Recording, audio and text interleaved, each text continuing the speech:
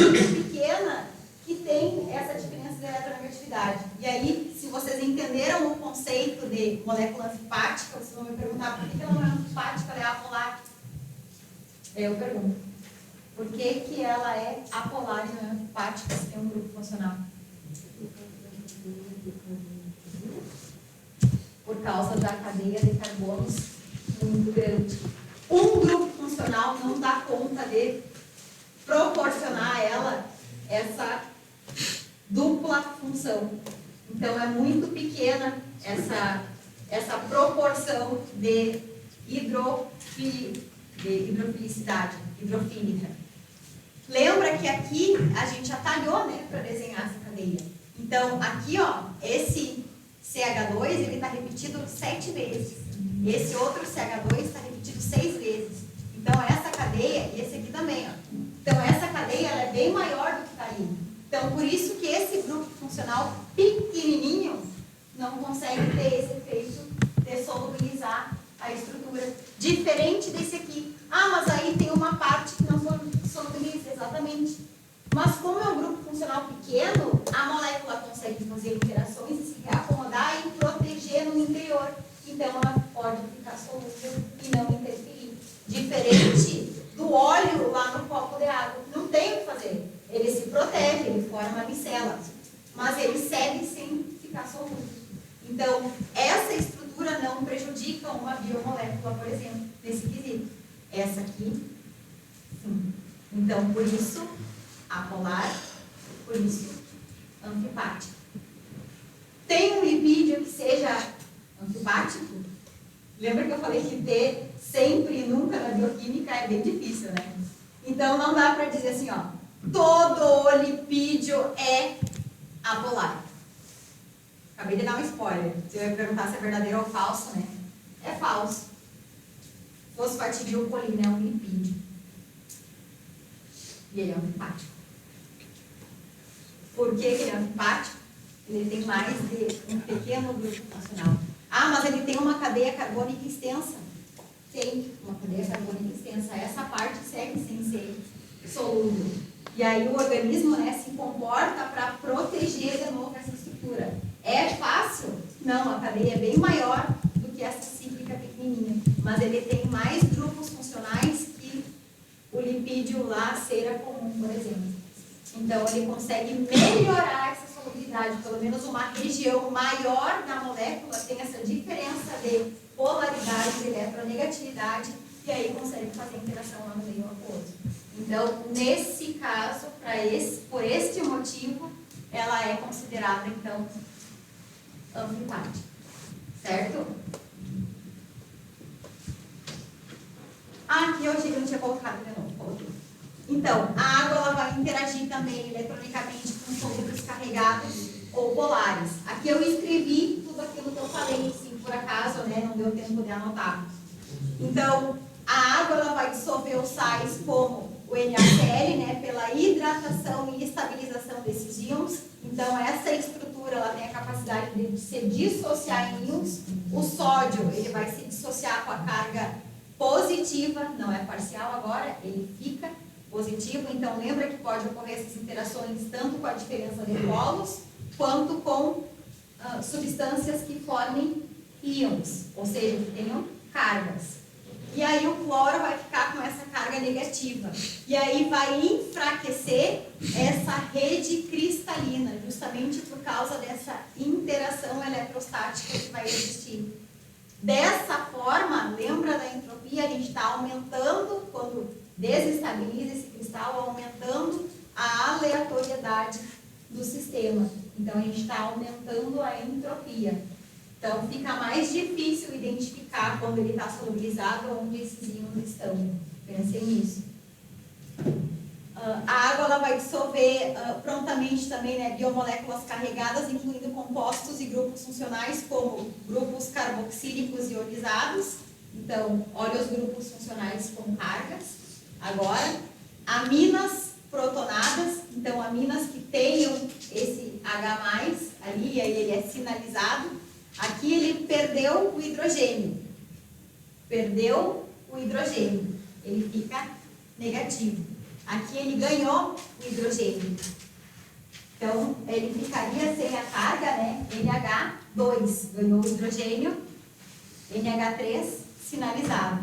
E também, né, com ésteres de fosfato ou anidro. Então, tudo isso ou pela diferença de polaridade ou com base na carga.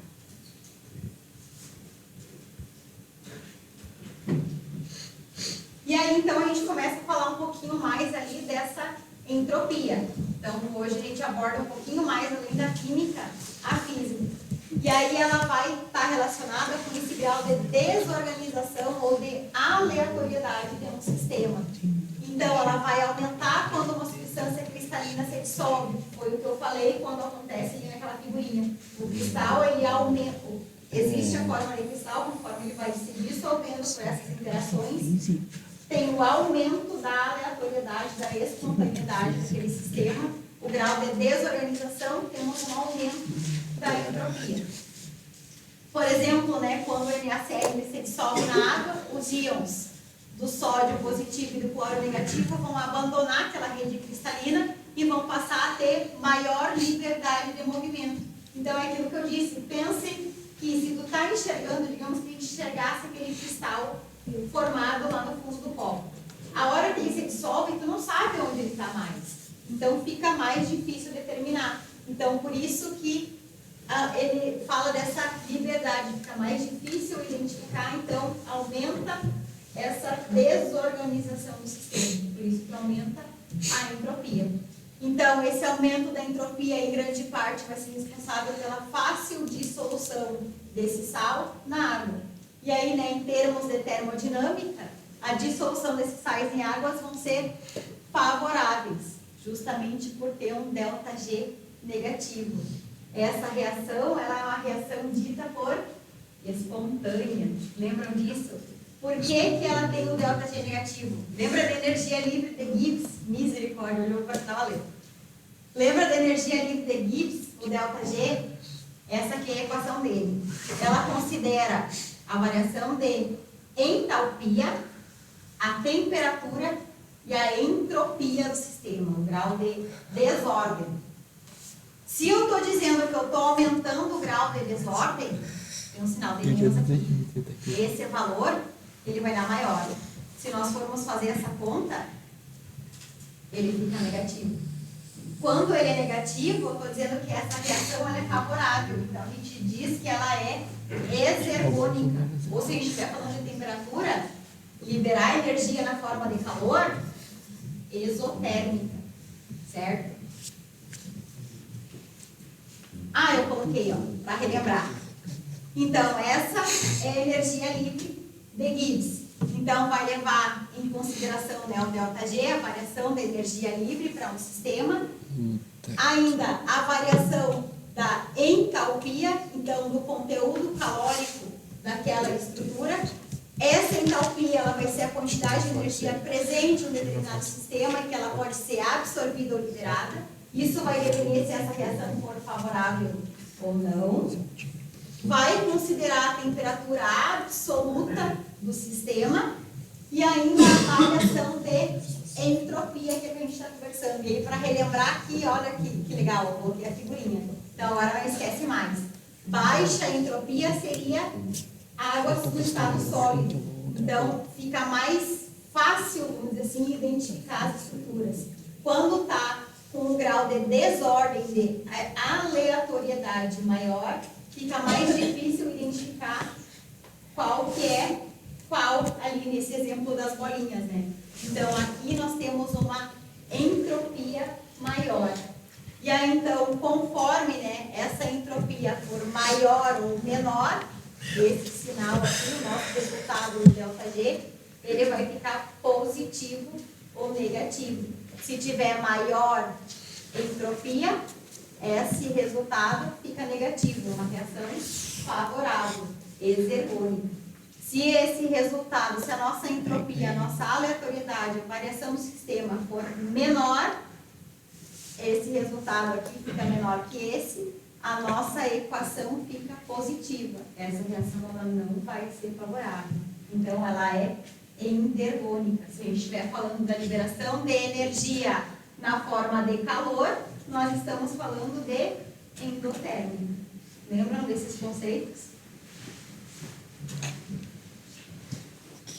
Ainda, né, para relembrar, nós temos os gases que são importantes para os organismos.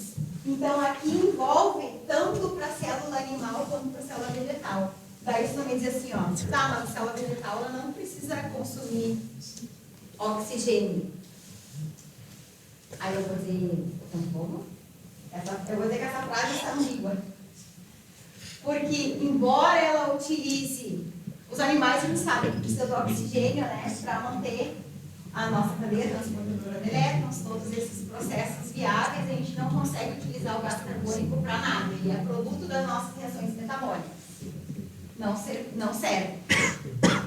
Para os vegetais, o CO2 ele vai ser a fonte primária da síntese de carboidratos, ou seja, um carbono vai participar de diferentes rotas que vai conseguir produzir a molécula de glicose, por exemplo, que tem 6. Aí você vai perguntar de onde é que vem os outros. Ele vem, pode saber que ele vem, mas enfim, vai ficar para a fisiologia vegetal, possivelmente. E a célula vegetal não tem mitocôndria? Tem. De noite, a planta consegue fazer fotossíntese? Não. Como é que ela mantém um nível de energia? Então, ela também vai precisar do oxigênio. Então, olha só como é importante a gente entender a polaridade dos gases para todos os organismos. Essa é a boa notícia, todo mundo precisa saber e entender. A má notícia é que os gases de nosso interesse, principalmente dióxido de carbono e oxigênio, não são solúveis em água. Olha que beleza! E assim, me dizer, tá, essa pessoa aí tá louca, bateu com a cabeça. Da onde se está circulante, tanto no vegetal quanto no animal? Exatamente. Como? Adaptação, transportadores específicos. E aí, né, tem essa tabelinha aqui que demonstra isso. E aí a gente consegue identificar por que eles não são solúveis. Então, vamos olhar esses gases. Vamos começar pelo oxigênio e pelo gás carbônico, né, o dióxido de carbono. O oxigênio, ele está disponível na forma de O2. 2 moléculas de oxigênio. O oxigênio, ele precisa fazer 2 ligações. Ele tem 6 elétrons na última camada, ele precisa estabilizar com 8, ele precisa de mais 2. Então, ele vai fazer essa ligação com ele mesmo. 2 moléculas ali.